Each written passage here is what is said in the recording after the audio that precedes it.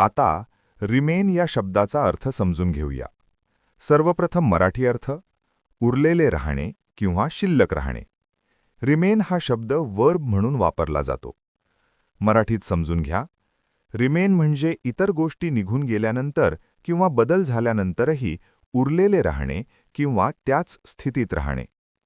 English meaning to stay or continue to exist after others are gone or after a change. Easy one-line definition: to stay or continue in the same condition.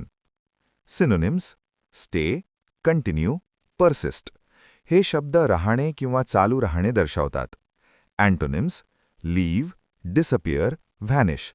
हे शब्द निघून जाणे किंवा नाहीसे होणे दर्शवतात. आता उदाहरणे पाहूया. Only a few students remained in the class. वर्गात फक्त काही विद्यार्थी उरले. इथे रिमेंड म्हणजे उरलेले राहणे. इतर विद्यार्थी निघून गेले पण काहीच वर्गात राहिले.